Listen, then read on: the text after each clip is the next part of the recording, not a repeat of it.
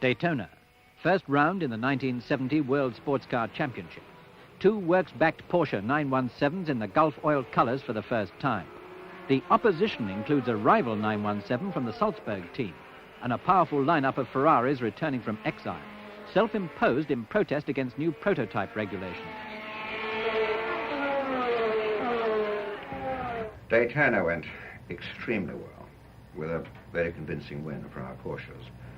They dominated the race, led for the entire distance. Superficially, it was a textbook exercise, but I think we all felt that we were very much on trial. It was very important that we made no mistakes, and we were all very relieved when it turned out well.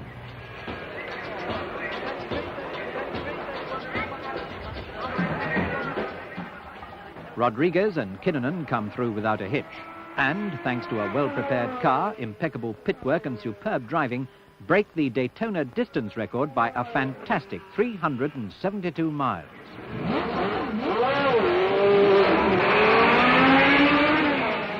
Behind the scenes at Daytona, there were one or two bad moments. For example, when the clutch failed in Siffert's car, and we decided to withdraw the car and wheeled it away behind the pits. And then the Porsche engineers pointed out that the clutch could be changed in an hour and a quarter. And at that stage of the race, with all the Ferraris in trouble, the car could still be second. So we brought the car back, and in the event, from the time we started, we changed the clutch in 50 minutes and got back to the race. Daytona is a very short circuit with a lap time of well under 2 minutes. So it's very difficult in a 24-hour race to keep track of all the cars. We were pretty happy about our first car because it was leading by about 190 miles, but we weren't exactly sure whether our second car was in front of Mario Andretti or behind him. So to play safe, we signaled to Siffert that he was behind, and this was when he put on his great charge in the last half hour, which was the high spot of the race. In fact, it was completely unnecessary because he was in front all the time. I always try to win, but when I don't win, I'm content with second place, or third, or fourth. Like at Daytona, where I was second, but it gave me as much satisfaction as winning. Daytona was a good win for me and important, because it was the first race with a new team. Winning gave me a confidence on the car and in the team supporting it. I think because I won, it gave them encouragement too.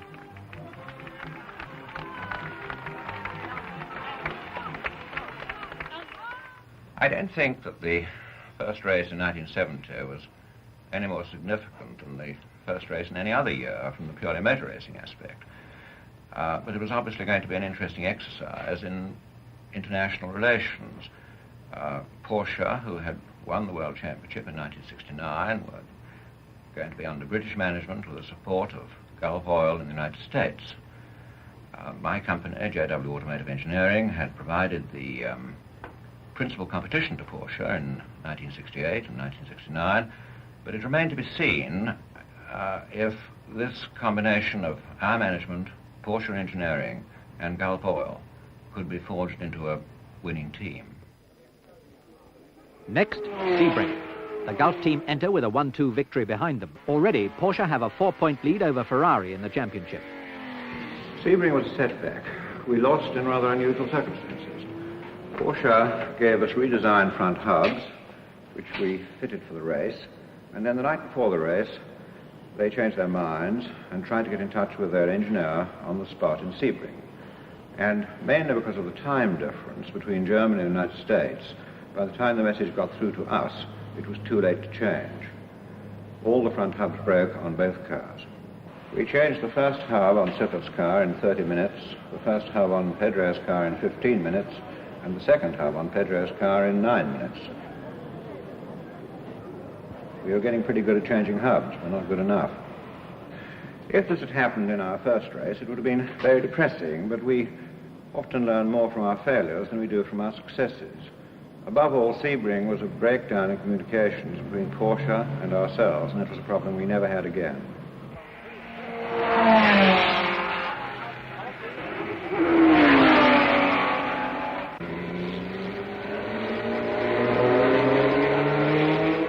Always challenging the leaders at Sebring, and with one foot in plaster, actor Steve McQueen drives a Gulf-backed Porsche 908. McQueen takes second place. Rodriguez and Kinnunen are fourth for Gulf and John Wyer. But finally, it's a well-deserved win for Mario Andretti, and Ferrari's first major sports car success for almost 3 years. 9 championship points for Ferrari, 6 for Porsche.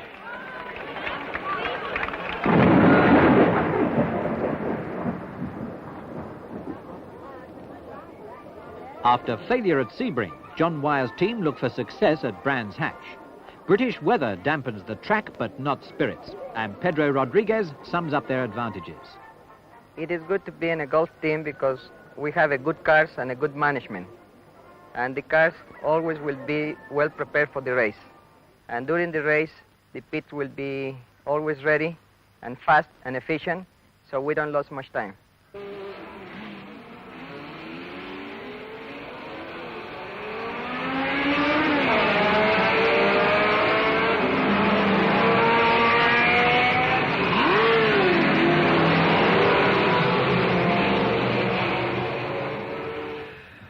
Brands Hatch was very successful and went a long way to restoring our morale after Sebring. I think it will chiefly be remembered for the appalling weather and for Rodriguez's virtuoso performance. The circumstances were a bit unusual because there was a very bad shunt on the first lap and the yellow flag was out for several laps for no passing. And Pedro didn't see the yellow flag because of the rain, and he passed several cars. And then he was black flagged and brought in.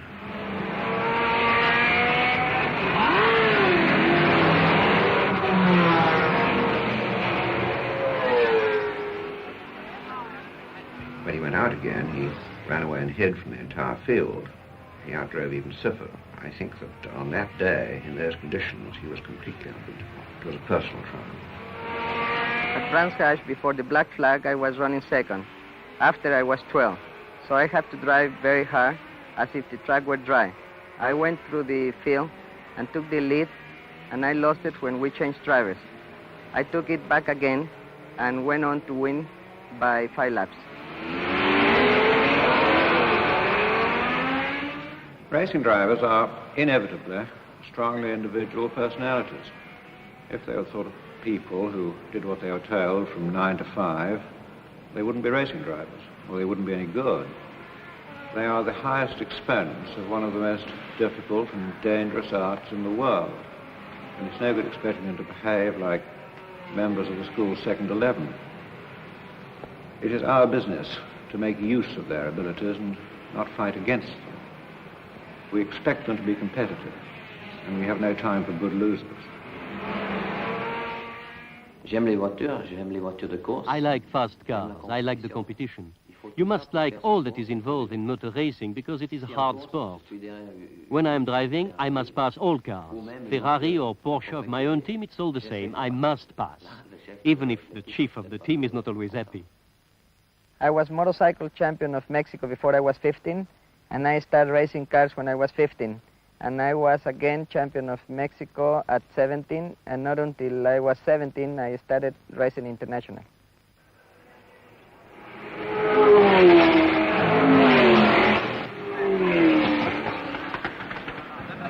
Seppi Siffert is a natural charger. His one idea of motor racing is to get in front and stay there. If there's a car in front, Seppi has to pass it if he can. This really causes us no problem because it's desirable to have one driver of this type in the team, and in the shorter races it may be essential. In the longer races he may sometimes drive harder than is strictly necessary, but he doesn't ask more from the car than it should be able to stand. It is good to be part of a strong team. It makes you drive faster still. Pedro Rodriguez is by preference a more calculating type of driver. He likes to sit back in the early stages and watch the race develop before he stages his attack, which he does with an exquisite sense of timing. He has great mechanical sympathy and he's very kind to the car, what I suppose horsey people call good hands. He's also capable of changing roles. either when roused, as at Brands Hatch or Watkins Glen, or when necessary, as at Monza. He's a complete professional. I like to have strong drivers in my team and race against strong drivers like X, Mario Andretti, and Baccarella, because they make me go faster still.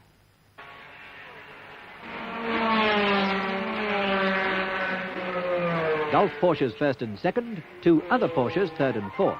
9 championship points for Porsche, only 2 for Ferrari.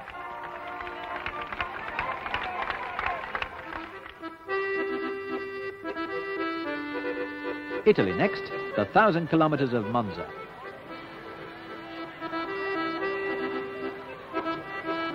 Heartened by sunshine and success, the Gulf team enter in high good humor.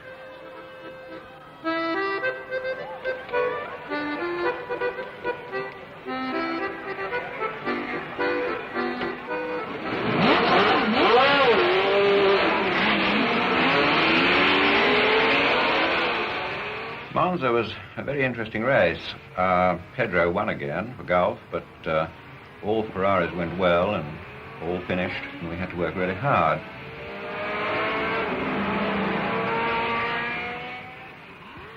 Our pit work was always a bit better than Ferrari, so they had to go faster and faster in order to get further and further behind, which must have been rather demoralizing for them. Another interesting thing was that Siffert spun and crashed after 11 laps, so Pedro had to take over Seppi's role as pacemaker, which he did extremely well and built up a considerable lead. When Kinnunen took over, he lost most of it, so Pedro had to do the whole job a second time. At Monza, I was running with the 4.5-liter engine against all the 5-liter Ferraris. It was very difficult to keep up with them, and because of that, I was making a very hard race. I made an average speed over 144 miles an hour, and I won the race. But Ferrari came on second, third, and fourth, and it was a very tough one. At Monza, Gulf first again. But next, the arduous Targa Florio. And in Sicily, home ground for Ferrari driver Nino Vaccarella.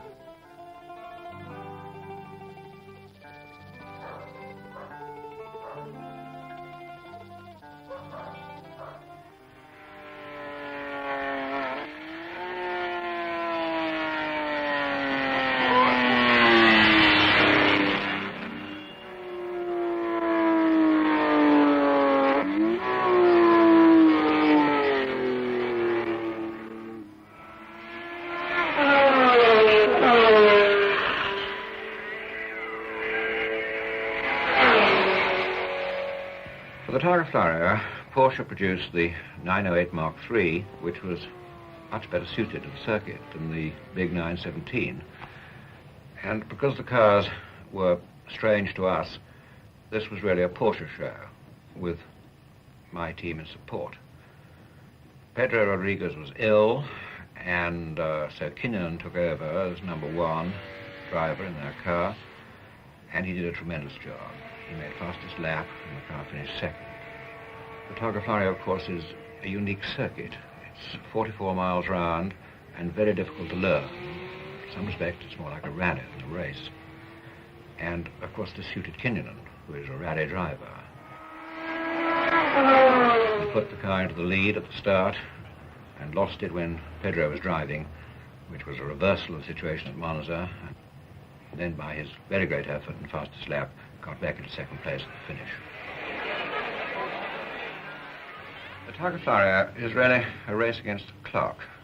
The cars do not all start at the same time, so a car which starts 10 minutes behind you and passes the pits apparently 9 minutes behind you is actually a minute in front of you. And by the time you've worked out all the sums and radioed the signal through to the signal base up in the mountains, the car may have passed the signal base, and the driver has to wait until he gets back to the pits, a delay of 40 minutes before he receives the signal, which by that time may be out of date. Because of this signaling problem, Siffert was on the 3rd lap and taking things fairly easily before he realized that cars which were behind him on the road were actually in front of him. And it was not until 7 out of the 11 laps that the Siffert-Redmond car actually went into the lead. They drove a tremendous race and thoroughly deserved to win. For me, the best event in 1970 was victory in the Targa Florio. It is a very long track measuring more than 70 kilometers. And there are about 700 bends. That makes it very, very difficult, which suits me very well.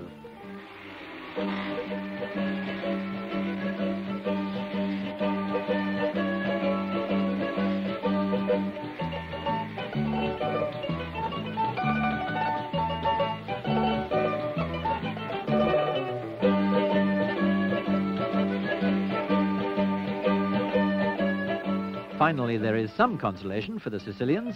Their hero Vaccarella takes third place.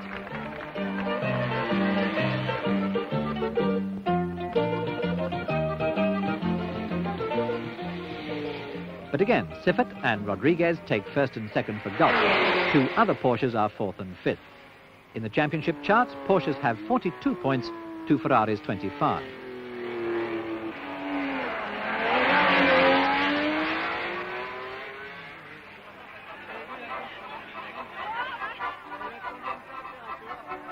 Next, Spa in Belgium, with starting conditions much like those at Brands Hatch, and last-minute tyre changes to match the changeable weather.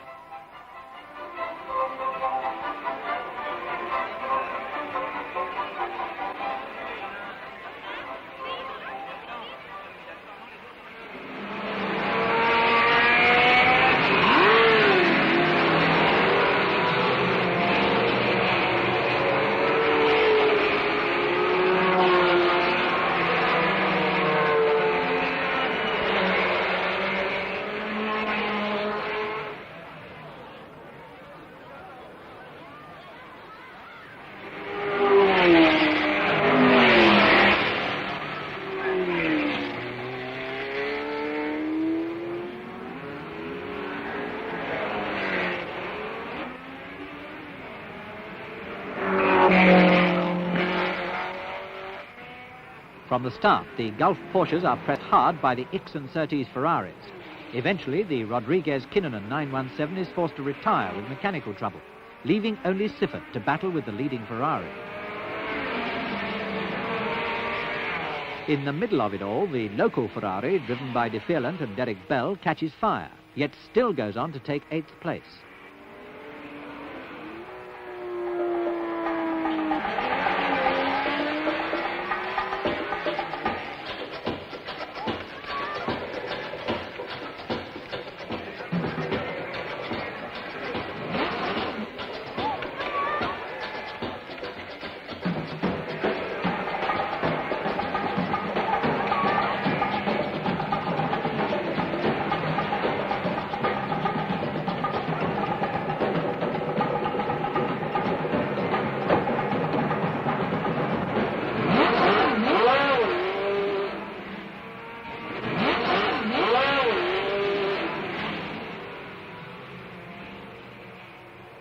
The JW team are at their best under pressure, and in the end, the honours go to Siffert and Redman in first place for Gulf.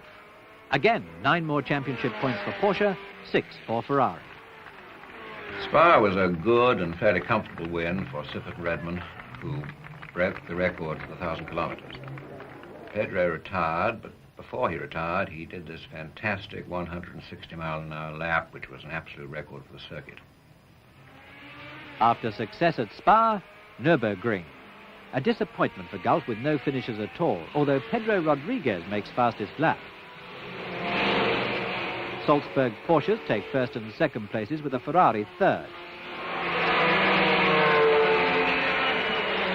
With the points already earned by Gulf cars, the Salzburg win clinches the championship for Porsche, and the JW team are already looking forward to Le Mans for their next win. Le Mans was a complete disaster.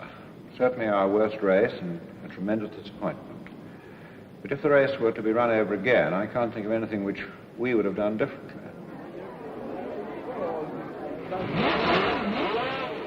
Pedro and Leo Kinnunen were our main hope. It's the sort of race that Pedro likes, and Leo would have given him adequate support. But Pedro's engine blew quite early in the race for no good reason. And then we had the Mike Hellwood incident. Mike came in for a fuel stop, and we had the opportunity to change to rain tyres. But it had only just started raining, and he said that he was quite happy to continue on intermediate tires. And immediately he went out again. There was a complete cloudburst, and on the next lap he crashed. Well, this left us with only the Siffert-Redmond car, going well and leading by 7 laps at midnight. All the Ferraris were out, and there was no pressure, but at 2 a.m., 10 hours after the start, Siffert missed a gear and blew his engine, and then we had no cars at all. And reality for the Watkins Glen 6-hour race after the 48 hours of Le Mans.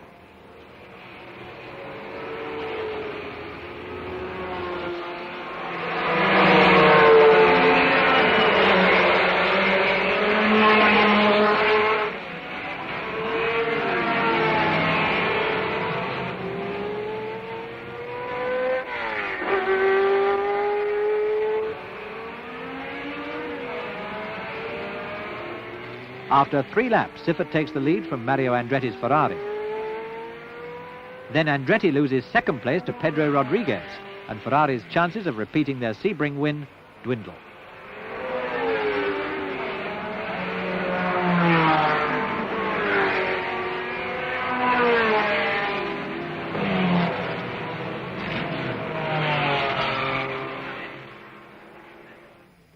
It was during this race, when Pedro was coming up to lap Siffert, that the 2 cars touched. And a lot was made of this incident by the press, but really there was no question of the 2 of them fighting for the lead, because actually they were a lap apart at the time. Siffert was passing a slower car, and I very much doubt if he knew that Pedro was there.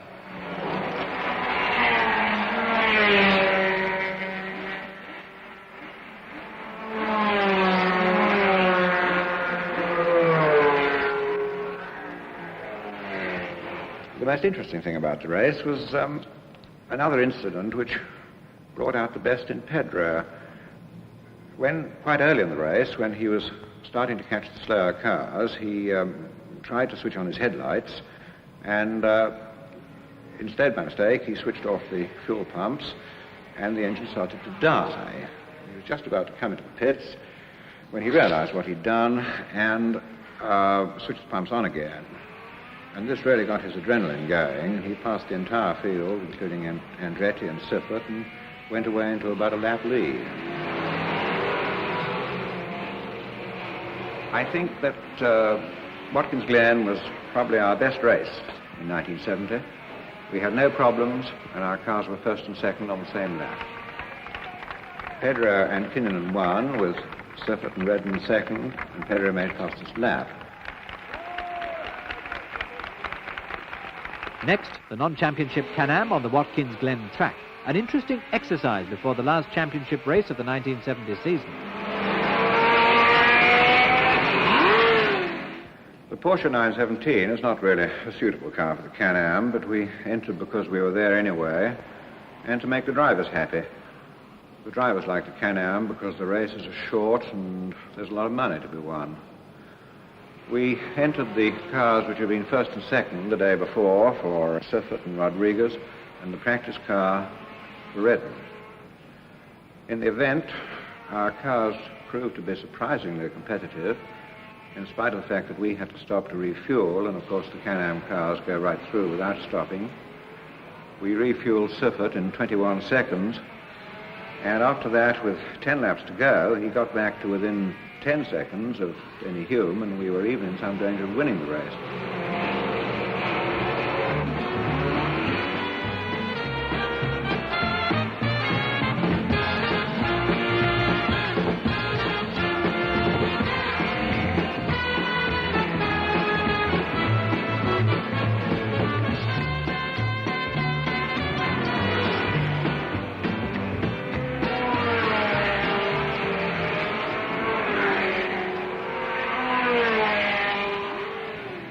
Pedro missed a gear and blew his engine, and Redmond drove a very good race, but was delayed by a puncture and finished 7th.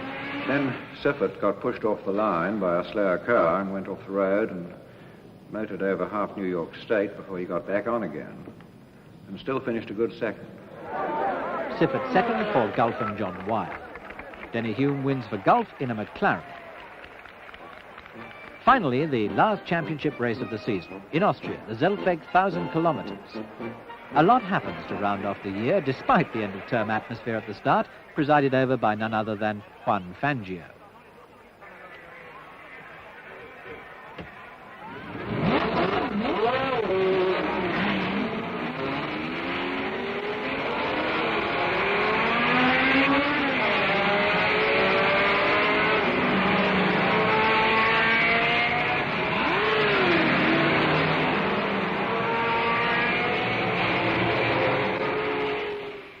I suppose the most interesting thing about Zeltweg was that for the first time in 1970 we did not have superiority in performance. The Ferrari, driven by Jackie X, was tremendously fast, and after Pedro had retired on the fifth lap with a blown engine, we were really very much on the defensive. We only got into the lead after the Ferrari had retired and the leading Salzburg Porsche had run out of fuel. And in these very adverse circumstances, it was satisfying for us that the organisation continued to work efficiently and smoothly, and we were able to win the race with a very stick car running on 11 cylinders.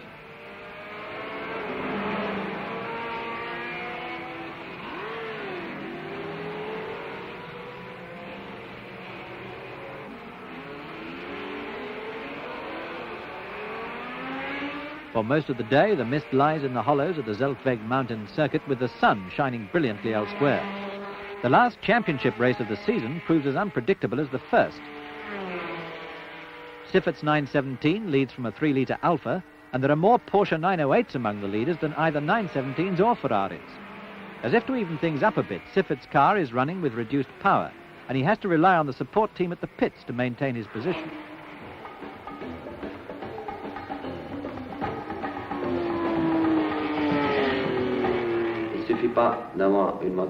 It is not enough to have a fast car and to drive fast.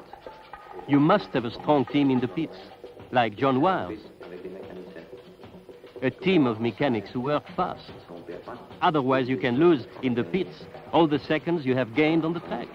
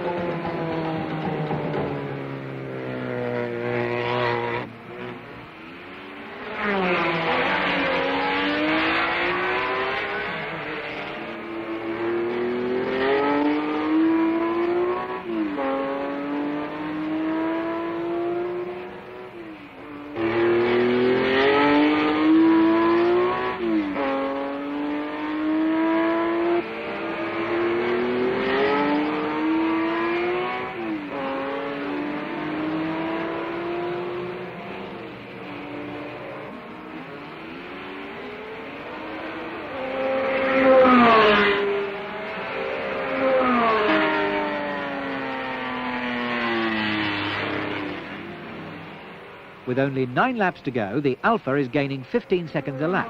Not enough to catch up and win if the Gulf Porsche keeps going, but enough to worry John Wyer's team in case it doesn't.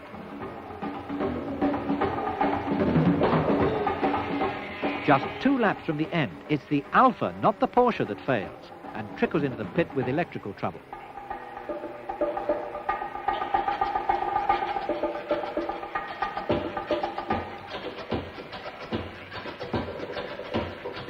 A flurry of half-hearted activity in support of a lost cause is too late to get the car back into the race.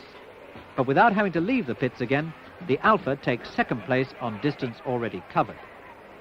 A well-deserved win for Siffert and a fitting end to a remarkable year for the Gulf Porsche team, with 7 wins out of 10 championship races.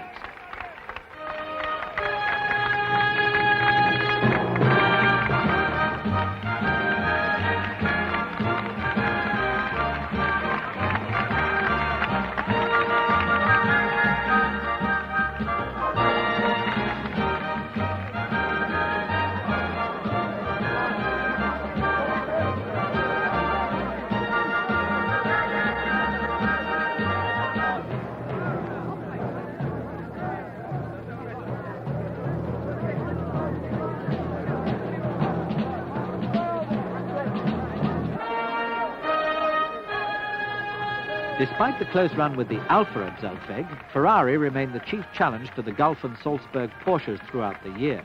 John Wyer remembers it well. Ferrari is always a formidable opponent. I think that a good axiom for motor racing might be never underrate Ferrari.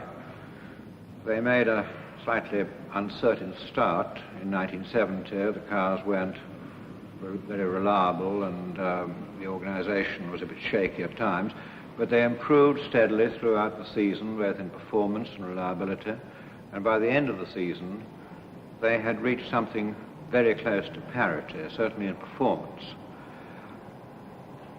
I think that 1971 could be still more interesting because Porsche haven't been standing still, and we expect our cars to be better than they were in 1970. And it's the last year of the present formula, the last year in which we can use these big cars. In 1972, we all have to come down to 3 litres, and I think that the competition may then be even more intense than it is now.